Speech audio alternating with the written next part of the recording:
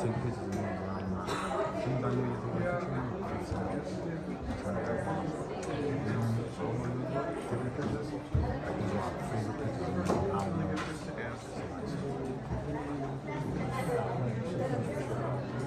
I don't feel that excited. Even if it's not nothing wrong. You know what I'm saying?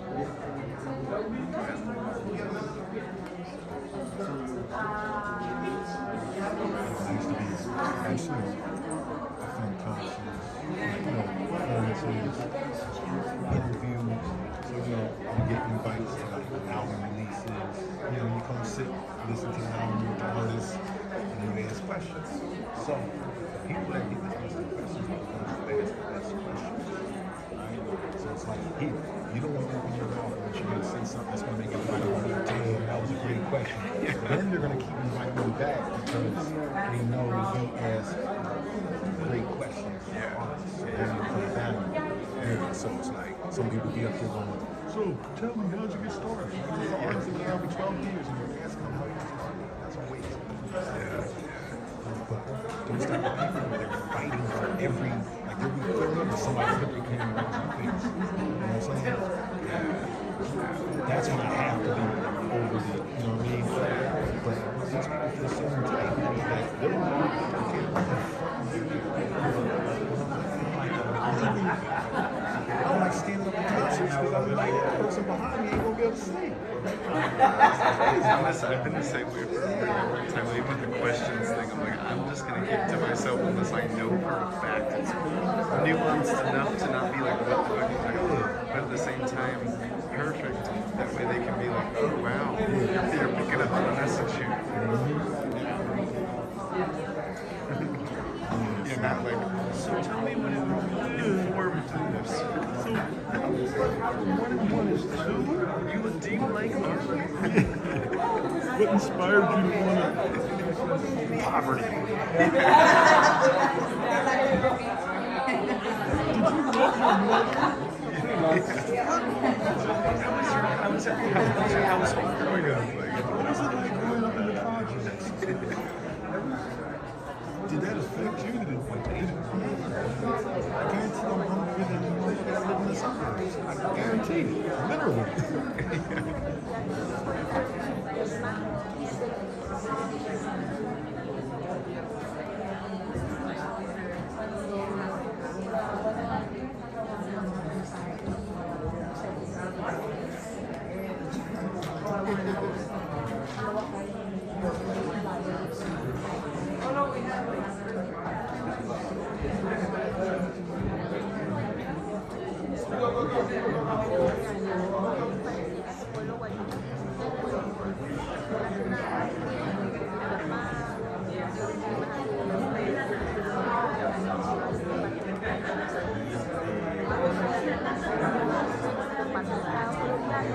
Y el impacto de megaproyectos en el territorio. La organización se llama Fuerza de Mujeres Guayú.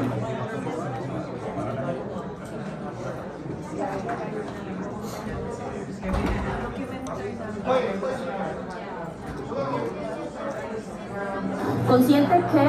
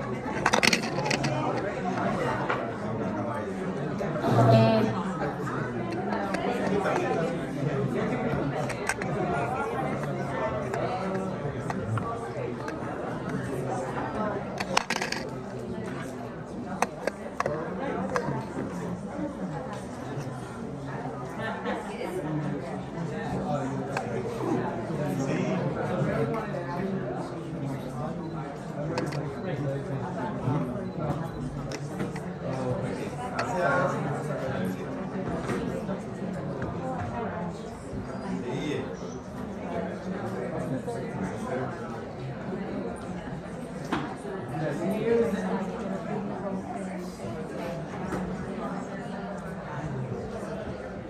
morning.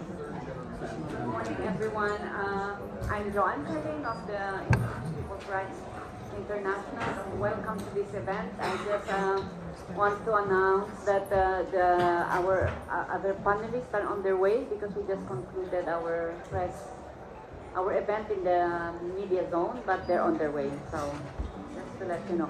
In the meantime, we have materials here, the brochure of Indigenous Peoples Rights International, and we also have our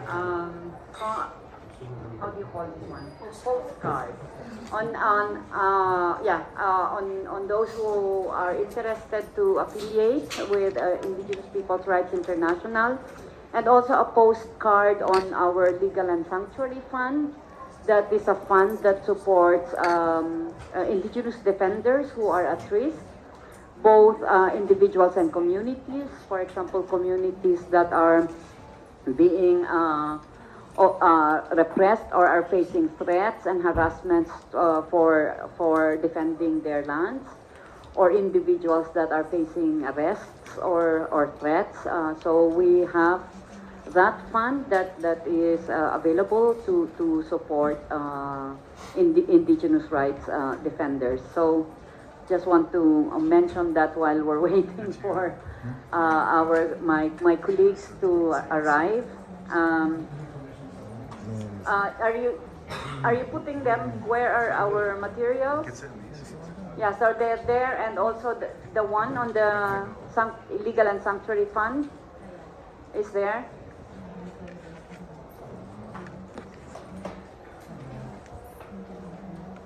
Yes, okay.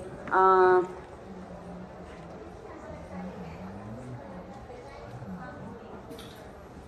don't know what's taking them time to arrive. So, okay, maybe just to optimize the time, I would just, as the host of this meeting and quite a relatively new organization, the Indigenous Peoples Rights International, we are actually formed to focus on the issue of criminalization 3 years ago during COVID. And later our panel will explain the situation. But criminalization and human rights violations are the focus work of Indigenous Peoples Rights International. Now, those that came from the press event are here. So I'll pass it on now. Our apologies for being a little late. We just came from another event. Thank you all for being here. This is a really big issue that we dedicate our work at Indigenous Peoples Rights International to. It is on the issue of criminalization in all its forms against Indigenous peoples, and in particular against Indigenous rights defenders. We have a couple of speakers today, but first, just so you know, we want to invite Fergus to help us to provide for us. We know that yesterday there was a report that was presented that the UN Permanent Forum members did a study on the very issue of criminalization of the human rights of Indigenous peoples. And so we wanted to talk a little bit more, expound a little bit more on in particular, the recommendations coming out of that report and how we might continue to ensure that those recommendations don't just stay on paper but are actually effectively implemented. So I want to invite, she's here? Okay. Okay, so that's wonderful news. The Permanent Forum member, one of the authors of this report, is actually going to present those recommendations.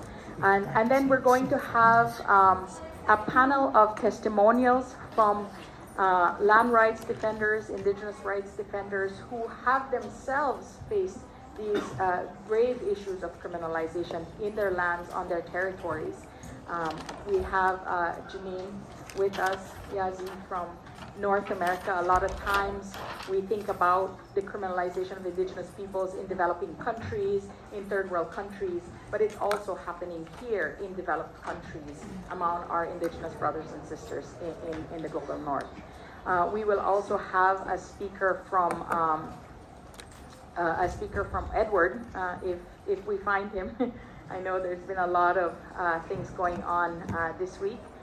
From Tanzania, who's going to talk to us about their experience of criminalization in the context of conservation and the expansion of protected areas on their traditional lands and territories, and the displacement of entire communities from their lands.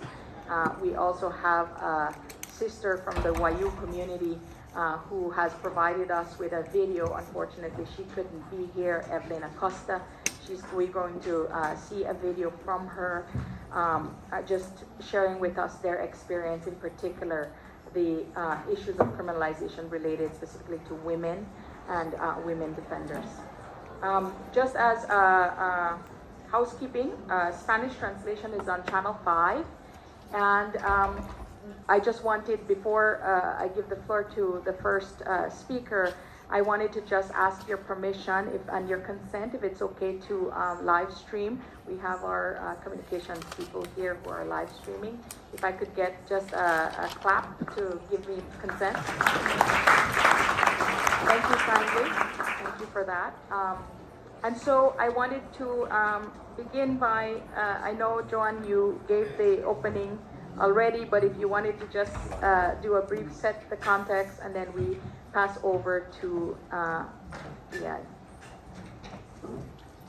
Okay, I may better just resume what I was been mentioning about why IPRI was formed, which again is on the global crisis of criminalization of indigenous peoples' rights, and later my colleagues will explain more the kind of criminalization that indigenous peoples face, which is really making it very disproportionate as compared to other populations. But just to mention that this, as a focus issue of IPRI, we do a lot of advocacy around this issue, largely involving policy reform and policy work, because that's a major source of the criminalization of indigenous peoples. Many national laws are criminalizing our traditional ways of life. They are criminalizing actually the exercise of our collective rights. So when we just practice our traditional occupations, we are criminalized, and so that has been happening across the globe, but it's not getting the needed attention. It's a very serious case of injustice that indigenous peoples are specifically facing as a very discriminatory, racist behavior of states, and yet it's going under the radar. And that's also the reason why we want to put attention to this issue. The second is how we are even more criminalized when we defend our rights, when we are being attacked and we defend our rights, like defending our lands. Where do we end up when we defend our lands? In jail, or we end up in the ravines, right? Some of us are killed for doing that. And so that is the other dimension that we're also working on. And these are the important issues. It's a life and death struggle and issues for many indigenous peoples across the world. And we're putting a lot of attention to this, not only raising global attention, but dealing, I said, with policy, the needed policy reforms, but also providing direct support and to communities that are facing this situation. So one of our function is to bring these experiences or struggles on the ground at the national and regional and global levels to generate attention and hopefully provide access to justice to those that are victims of these issues. We are also gathering data, documenting these cases, and now we're establishing the database. to show how bad the situation is in terms of the continuing criminalization and violation of the rights of indigenous peoples. And the other one that we're also doing, which one of my colleagues will present later, is that we're also compiling laws and jurisprudence that are upholding indigenous peoples' rights, that are setting that this should be the law and practice to respect, protect, and recognize the rights of indigenous peoples. So not everything is bad. There are also good things that are happening, and that is the direction we're pointing states and other actors to do, that they should do the right thing, and because there are examples where they can learn from. So that's also part of the work that we do. So I want to end there because there's more speakers here. So thank you. Okay. Thank you so much, Joanne, for that.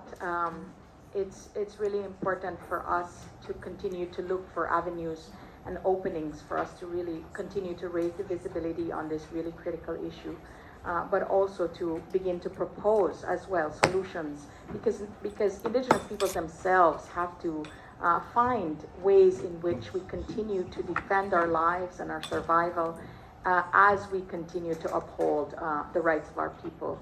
And so let me introduce to you the UN Permanent Forum member. I might mispronounce your name now, Ii. A very unique, beautiful name, by the way. First of all, congratulations on putting out the report and presenting it yesterday officially. We want to welcome and invite your commentaries on that report, its findings. It's really important for us to continuously encourage forums like the UN Permanent Forum to put at the front and center this issue of criminalization. And so without any further delay, I offer you the floor.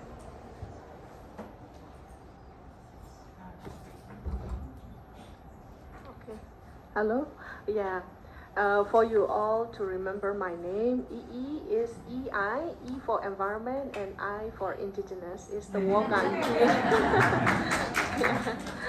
Yeah, so I'm currently the Asia member to the Permanent Forum, and also I'm the Executive Council member of Asia Indigenous People, where I'm here today now.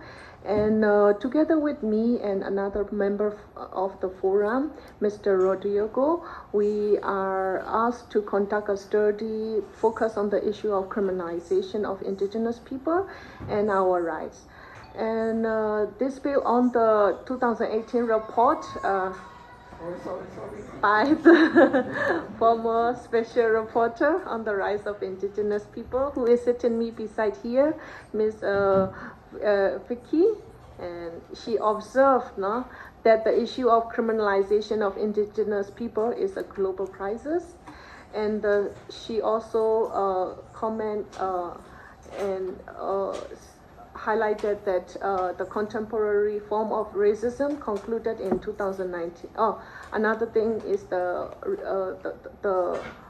comment from 2019 is that the racialized criminalization of indigenous people is now a commonplace strategy that the government and corporate actors use to suppress and eliminate opposition to extractive industry projects. The forum itself also received numerous complaints about criminalization at our annual section. And last year, for instance, we received information on criminalization of the defense of rights, especially to land and resources, the activity of indigenous journalists, and linguistic freedom. For this and other reason, the Permanent Forum decided that it is very important to study this situation. We also decided that it was important to make recommendation to the UN system for urgent and coordinated action to eliminate and provide redress for the gross violation of human rights that accompany criminalization of indigenous people. Our report stated that the recommendation made by Special Reporter in her 2018 report is remain valid and form a strong basic and framework for action. What is criminalization for indigenous people? It is perhaps better to say criminalization of the exercise of indigenous people rights. As the report explained, this can be broken down into two main categories. I also highlighted that yesterday section when I do the presentation. The first and largest category is linked to inadequate recognition of rights in domestic law or conflicting rights under different legislative regimes. For instance, where right to land, territories, and resources are not recognized or are partially protected, this makes them available for grant to third party, such as cooperation or competing land use designations that do not respect indigenous people rights, such as protected area, climate mitigation measure, or infrastructure project. When indigenous people occupy or use these areas, criminal sanctions are often applied. Many indigenous persons languish in prison because of this, as Joanne already highlighted this. This is also common in law that claim to protect wildlife. In other cases, traditional cultural practices have been criminalized, and like eating buffalo in one community, they can be even sentenced up to 12 years in prison. So correcting this situation requires reform of national law, as well as addressing deep-seated prejudice against indigenous people culture and religious or these spiritual practices.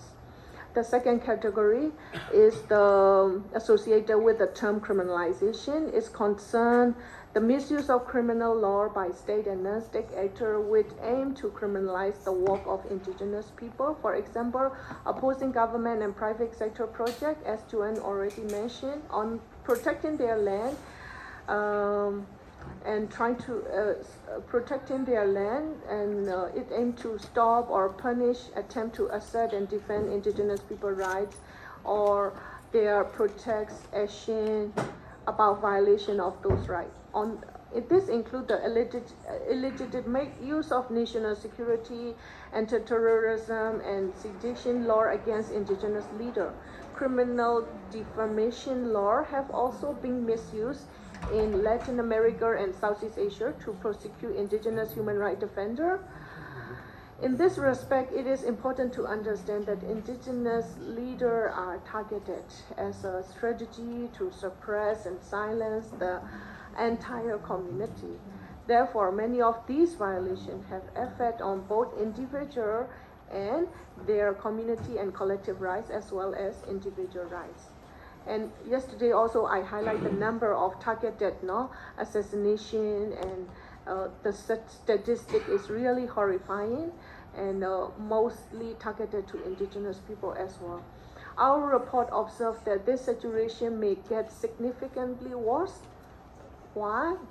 In part because various studies show that the industrial development could threaten over 60% of indigenous people land in the next 10 years.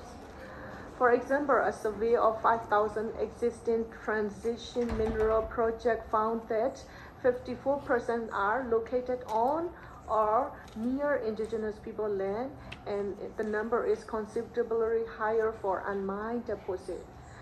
Indigenous people, considering that 80% of the world biodiversity is in our territory, and according to the Montreal Global Biodiversity Framework, say that it's required the implementation of these targets must ensure and respect for indigenous people rights. This will require considerable legal reform, including repeal of national law and policy that violate indigenous people rights, including with respect to criminal sanctions.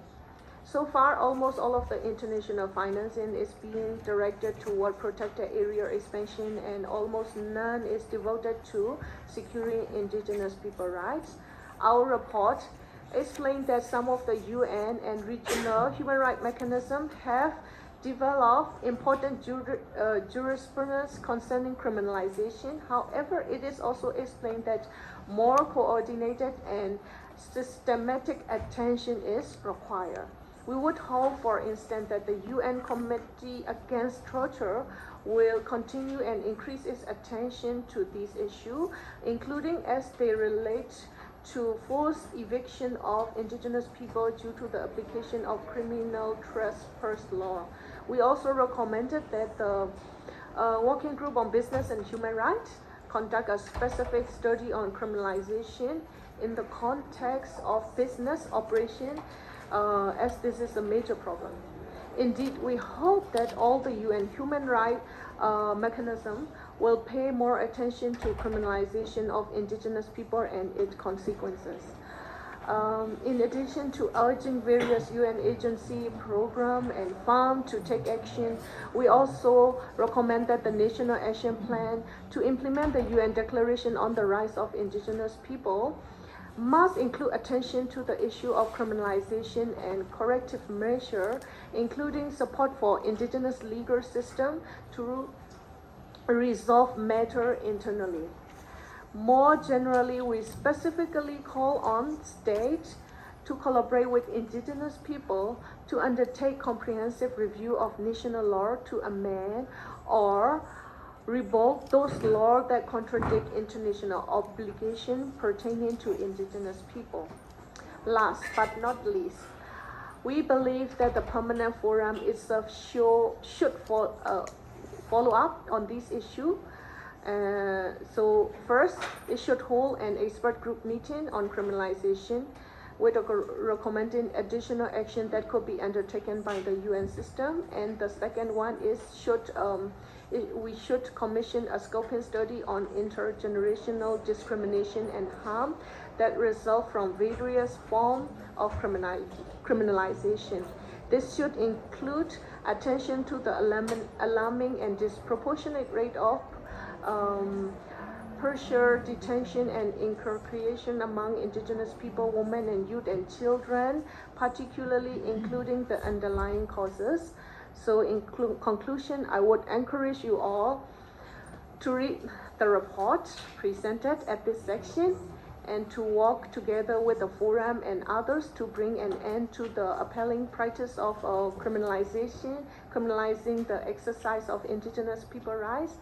And this includes the persecution of wars of those who bravely defend those rights. I also commend and encourage Indigenous People Rights International to continue and expand its critical role in this regard. Thank you very much.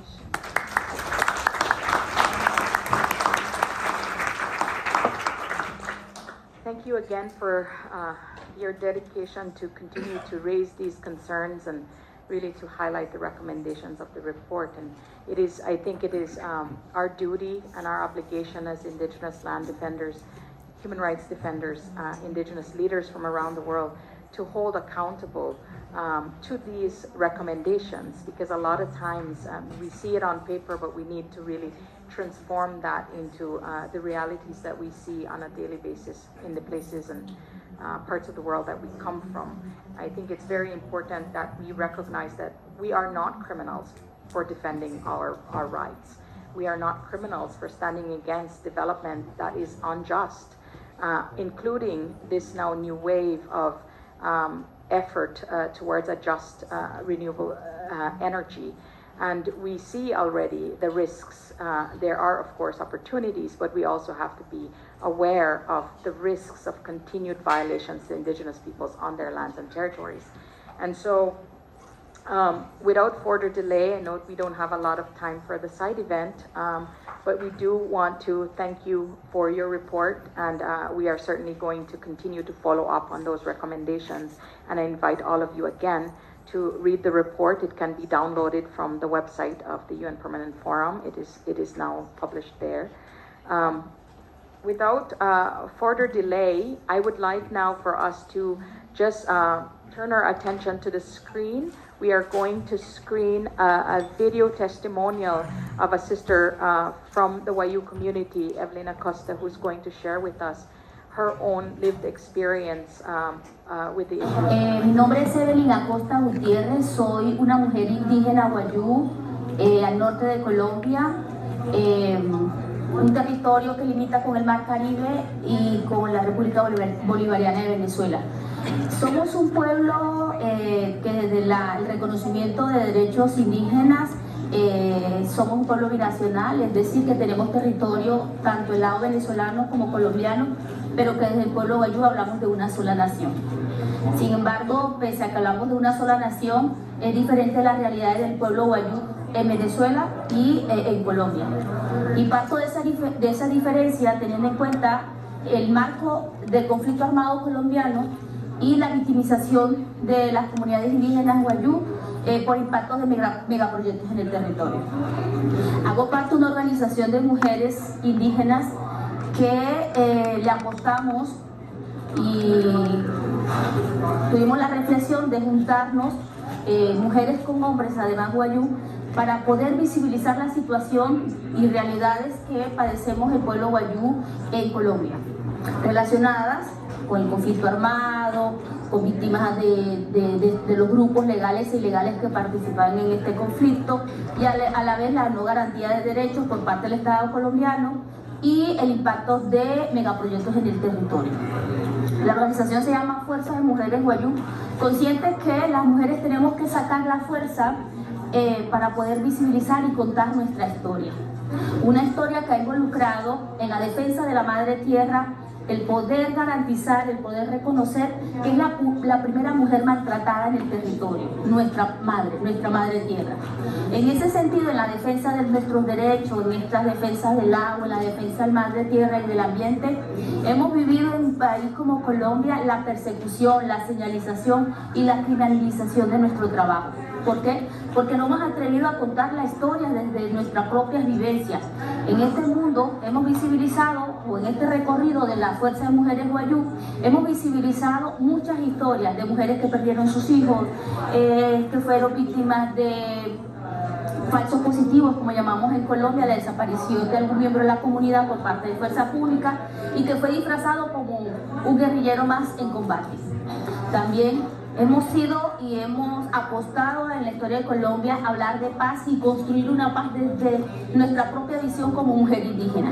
Sin embargo, no es fácil, porque cada vez que nosotros tratamos de defender y de informar y visibilizar y compartir un espacio como este, donde se habla de empresas y derechos humanos y de la transición energética justa, siempre se nos señaliza y se nos persigue por el simple hecho de contar la verdad.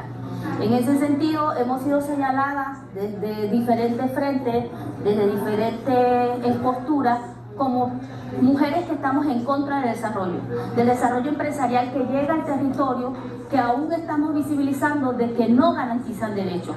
Hoy las empresas, y desde la apuesta que hacemos en el territorio, es que las empresas tienen un deber con los derechos humanos de la población que impacta, pero además los que financian esas empresas también tienen un compromiso. Hay estados que financian esos proyectos eólicos, en este caso en La Guajira, donde tenemos propuestas de proyectos eólicos con aerogeneradores que impactan, pero que también tenemos térmica, que tenemos también el eólico costa adentro y costa afuera, y que hoy nos seguimos preguntando las mujeres cómo llegó, por qué llegó.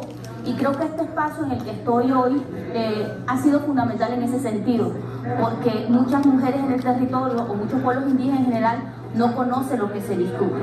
Sin embargo, seguimos apostando desde el grupo de trabajo de empresas y derechos humanos, no solamente a visibilizar, sino a incidir en que la debida diligencia no sea solamente un compromiso político, que sea una jurisprudencia y que sea vinculante en cada país para poder sentarnos y decirle a las empresas: ustedes tienen un compromiso con nosotros, con los pueblos indígenas.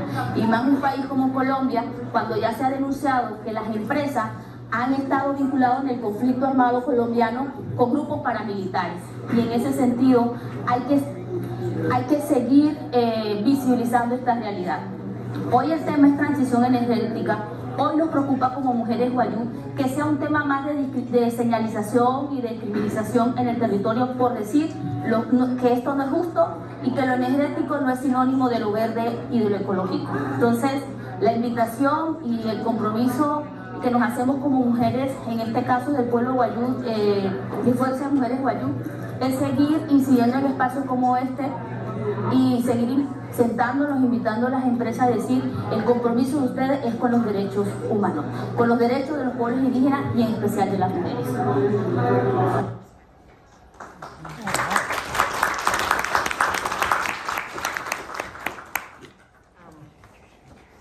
It's really unfortunate that Evelyn could not be here in person, but as you see, our work is never ending, and while Indigenous peoples make up 5% of the world's population, 37% of killings are Indigenous land defenders. And so, and a majority of that are Indigenous women defenders. And so it's really important to highlight that and to continue to hear these real life testimonies of people on the front lines that are defending Mother Earth and that have this umbilical connection to Mother Earth. And so, without any further delay, I want to now call on our second presenter who will be sharing with us their experience from Tanzania. And unfortunately, Edward could not be here, but as always, we have many of our defenders here, all doing our part, all advocating at this forum. I want to welcome and invite Navaja Andoska. Thank you for being here. He's from the Pastoralist Indigenous Non-Governmental Organizations Forum from Tanzania to share with us their experience of criminalization in the context of conservation and conservation efforts. Thank you very much for giving us this chance to share with Indigenous brothers and sisters from around the world the suffering of Indigenous peoples in Tanzania. I really wish to appreciate IPRI, particularly Joan, for working with us. We have been part of this project, and I just want to share a few updates, specifically two. One is a project financed by the World Bank.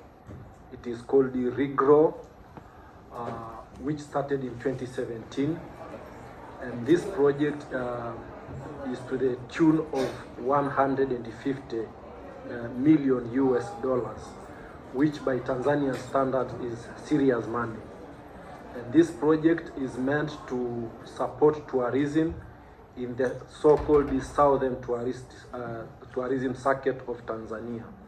Because in our country, tourism activities are concentrated in the northern part of the country. So the World Bank, working together with the Tanzanian government, wanted to boost tourism so that to spread the impact of tourism across the country. But this project also supported expansion, stretching the Ruaha National Park, which has been over 10,000 square kilometers to over 20,000 square kilometers, to double the size of the park. And by to do this, it means the land of over 48 villages, many of them of indigenous peoples. The total number of people involved are over 200,000 people. So it's a huge problem. And criminalization have been going there. So many people, many indigenous peoples have been killed by gun, by state agencies. Also women have been raped in that conflict. It is a very serious problem. But what concerns us as an indigenous peoples movement in Tanzania is that the World Bank has been complicit, has been part of these attacks. And visiting the website of the World Bank, even this morning when I tried to check if they have changed what they call their core values, integrity is one of them. And we don't see integrity in this conflict. Because we try to contact the World Bank and try to engage them, and finally we were able to activate what they call the so-called independent inspection panel of the World Bank. So we triggered the process, and it was not easy. It was like sitting on the wing of a plane. When it started, the process started, investigation began last year in July. The World Bank disbursed the $50 million to the project, which really was like disrespecting the process, because at least we felt like the project had to be halted to see if the investigation will vindicate the indigenous peoples, then it is stopped. So to us it was a shock that in the middle of the investigation, money is being disbursed to the Tanzanian government. The other thing is that the report of the inspection panel was to be released, because they have to follow a tight schedule, to be released in September last year. But because of the World Bank board, one member of the board made the report to be delayed for 2 months. And in the process, many more people were killed. And I'm not talking about confiscation, forceful confiscation by livestock belonging to indigenous Maasai pastoralists at gunpoint. And even when the Maasai goes to court, there are many court decisions that have supported the Maasai, that the eviction has to stop, but the government continued to ignore it. Now we don't have a problem, we don't have a lot of problems with the Tanzanian regime, because we know that doesn't respect the law, doesn't respect court decisions, doesn't even respect the parliament. But we have a serious problem, which we are raising together with today in front of you, brothers and sisters from around the world, with the World Bank, that the World Bank shouldn't be complicit. And we have an example. Last year, Ugandan government, which by the way is a neighbor of Tanzania, passed a law against the LGBTQ. And the World Bank reaction was immediate, it was prompt. It announced publicly by issuing a statement that it is going to stop financing any credit to the government of Uganda. And again, when Russia invaded Ukraine, the World Bank issued a statement that is going to give, and it is not going to give any credit to Russia. And by the way, it has nevertheless not been giving any money to Russia, even before the invasion of Ukraine. So to us, we see like the World Bank has selective application of the rules. And they have what they call the Indigenous Peoples policy. The problem with this, as far as Tanzania is concerned, is that it doesn't align to the UN dream. And the indigenous peoples movement from around the world have been struggling to arrive at this SACP document. Now for the World Bank to have its own definition of indigenous peoples is a serious problem, which we wish that we could, as a movement, team up together to make a statement that the World Bank has to have its safeguard policy aligned to the United Nations Declaration for the Rights of Indigenous Peoples. That is one issue I wanted to share. But a similar one, which is also complicit, involves UNESCO and the so-called advisory bodies, IUCN, ICOMOS, and others. And this is in Ngorongoro. Some of indigenous peoples have already been aware, because this is a much reported conflict in Loliondo and in Ngorongoro. Now Ngorongoro has been a World Heritage Site for many years, but the Maasai continue to suffer, because UNESCO, when they have what they call advisory missions to Ngorongoro World Heritage Site, they continue coming up with very hostile conditions, recommendations to the Tanzanian government that you have to ban cultivation, for example. You have to restrict livestock from accessing pastures and water. And this, the result of these restrictions recommended by UNESCO and its advisory bodies is a harsh life for the Maasai. They have also been recommending that the Maasai population in the area have increased, even if scientifically this has not been proven. Because Ngorongoro is the least populated area, not only in Tanzania, but actually in the entire world. Because you are talking about 14 people per square kilometer. So to us, it is a very small, there are very few people in every square kilometer in Ngorongoro. And many tourists from around the world goes to Tanzania. So the issue is not about the area being deteriorated, but the issue is to evict indigenous peoples so that tour companies from the Western world, tourists from rich countries can go to Ngorongoro at the expense of expelling the Maasai from the area. So these two institutions, the World Bank, because I'm concluding, the World Bank is banding together with the Tanzanian government, and the UNESCO, IUCN, ICOMOS, ICROM are also doing the same against the Maasai, against indigenous peoples. Thank you so much.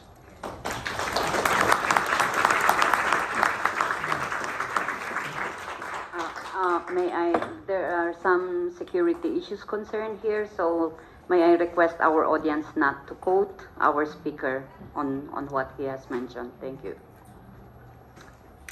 Thank you for that, John. Thank you for sharing those really serious cases that indigenous peoples in Tanzania are faced with as we speak. And even just speaking on these issues are dangerous to those who advocate. One of the things that I want to call and take the opportunity that I have the floor to call on all of us as indigenous peoples to, just as those banks and those powerful corporate bodies are banding together, we have to also see each other as banding together as indigenous peoples, to call them out when we can, to confront and hold them accountable every time we can. And one of the things that I have learned, even in my own area of advocacy, is that public calling out is really critical. That's the only time they stop to listen. And I think that it's very important for us to as well. A lot of times IPRI tries to raise awareness on these issues, and we call on mass signatures from around the world so that we can continue to put pressure on these governments and on these institutions. Please look at those, please sign on to those. Please help us to continue to raise the profile, raise the visibility on these violations. I know we're quickly running out of time, but we have one more speaker, and that is Ms. Janine Yazi. She's here with us to talk to us about the situation in the global north, in North America, where we often think these violations are non-existent. So, Janine, the floor is yours. Thank you, and thank you so much to my fellow panelists for both the organizers of this important discussion, but also being brave enough to come here and share your stories. It does take a lot. You can just wait. I have some pictures that kind of document some of the work that I do. Yat'e, my relatives, my name is Janine Yazi. I am Diné from the Southwest United States, also known as Navajo in our English term. And I have the great honor and privilege of being the Director of Policy and Advocacy for an organization called Indian Collective, which serves Canada, the US, and Mexico. And in the last year, our 6 years, has become one of the largest Indigenous-led and Indigenous-designed movement mechanisms that has successfully rematriated $80 million to frontline Indigenous peoples and projects and solutions across 1,000 community partners. And we hope to continue that work. As a movement organization that is Indigenous designed and led, we are made up of people that come from our communities, that have worked as organizers on many front lines, and have a shared analysis of all of the issues that we face as Indigenous peoples, particularly in the US, a so-called developed nation. And we know that Indigenous solutions, by their very nature, are structured to confront some of the most complex and egregious systemic inequalities. Not only that, but we have to contend with the continued practice of invisibility and erasure of Indigenous peoples, as well as the numerous projects that continue to violate our rights to free, prior, and informed consent, even though many of our nations are federally recognized and have treaty rights and have governments of their own. We see these violations across both federally recognized and non-recognized Indigenous peoples. And we, as was mentioned by our panelists, even as we are in a time to reckon with climate change and its impacts, and are seeing a lot of movement and investments to so-called just transitions and movements away from fossil fuels, we are also simultaneously seeing how this is leading to increased threats to the lands, territories, and resources of many Indigenous peoples who have already worked really hard to reclaim their land rights to their traditional territories. And that's why the work that we do is structured around the framework of land back. We know that continuing to fight for land rights and for our right to be the people who the land wants back is core to our collective survival and for our survival as Indigenous peoples. And so with that said, we are an organization that understands we cannot just support Indigenous solutions. We can't just support Indigenous food systems, our housing projects, our educational projects, without also understanding that each of those solutions come against oftentimes very violent attacks from those who do not want to support our worldviews and our approaches. The U.S. as a whole ranks number 6 in incarceration rates of its own citizens, and of that, Indigenous peoples are disproportionately represented in the prison system at rates 4 times higher than the white population. And this is despite us only making up 2.9% of the U.S. population. In South Dakota, where our headquarters are located, the Native American population makes up 9% of the state, and yet they represent 41% of the people in jail and 33% of the people in prison. And Indigenous women make up a higher percentage of this rate. So even though the trends of incarceration in the United States have in recent years been decreasing, the rate of incarceration of Indigenous peoples has steadily increased and continues to. The type of forms of criminalization that happen in the United States are normalized through our legal systems. These are colonial legal systems at their core that have always been structured to justify and facilitate the theft of the lands, territories, and resources of Indigenous peoples, but to also force brutal policies of assimilation away, breaking us from our cultures, our traditions, and our languages. And there has never been a point where that has stopped. So it's not surprising these systems continue to work in this way.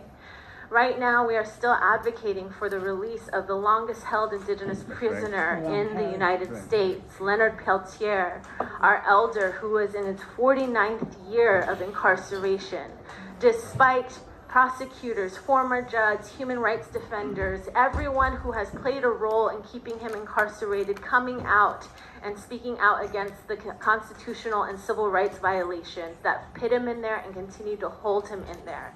And he has faced egregious and deplorable conditions in his imprisonment, held in a high security maximum federal prison with no access to medical care and no support and and very limited access to even his spiritual support that is greatly needed to keep him strong.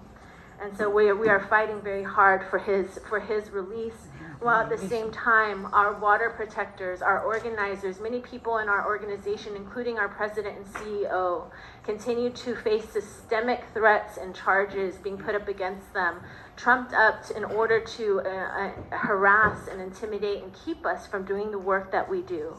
Some of the ways that this is done is through SLAP suits, which are also known as strategic lawsuits or litigations against public participation. And even though these don't lead to criminal charges or imprisonment, The intent is to censor and intimidate and silence any critics of these major development projects and to tie you up in fees that many of our people don't have and legal representation that our people don't have. And so this eats up the time, resources, and creates stress and opens up discovery processes to access records and information that can then later be used to criminalize even more water rights and land rights defenders. And so these trumped up charges and these tactics and strategies are meant to paint water protectors and land defenders as dangerous and as criminal, just as they're trying to do with the charges that are against Nick Tilson, our CEO and president. And this has real consequences on our ability to move as individuals and to do the work that we are doing. And it also has consequences for organizations like ours, organizations that are dedicated to supporting the love and the vision of Indigenous peoples to create a better world for their communities and for all peoples. And those are two examples that are just about, the egregious consequences that are laid against our people using existing laws. But right now, what we are seeing are new laws that are coming up that are justifying a rise in surveillance of social justice movements, policing and outlawing of protests, such as critical infrastructure laws, which have been written and backed by industry to target pipeline protesters. Since 2016, 17 states have adopted those laws, which means it could become a federal law at any point. Oklahoma and Iowa passed bills granting immunity to drivers whose vehicles strike and injure protesters in public streets. Louisiana, Mississippi, and Texas have effectively eliminated the right to organize protests, an elimination that just today was upheld essentially by the Supreme Court of the United States. And there are other laws attempting to charge protesters with criminal intent based on how we use our phone, or whether or not we take our phone, or if we put our phone on airplane mode and it's found that we are attending a protest.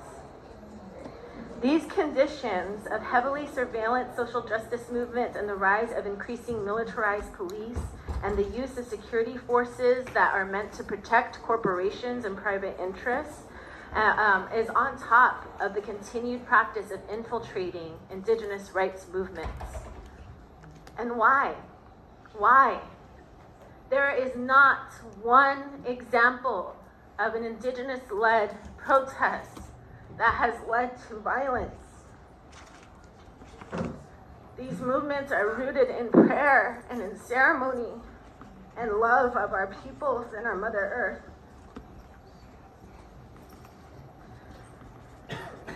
People coming together as families with children because we love the lands that we come from, the people that we come from. And we fight and we support those fights because we believe very to our core that protecting the self-determination of Indigenous peoples is what leads to the best outcomes for all peoples and for our Mother Earth. And we know, for coming from these communities that have already struggled and suffered so much, how strong our love and our resilience and our beauty of our peoples are. So we must address these issues inside both so-called developed nations and so-called developing nations, because our liberation is interconnected with each other. It is not by accident that these strategies and tactics are found in many parts of the globe and on Indigenous territories all around the world. We deserve to live in peace and to move in peace and to organize in peace. And no matter what challenges we face, we at Indian Collective will not stop until we are all free.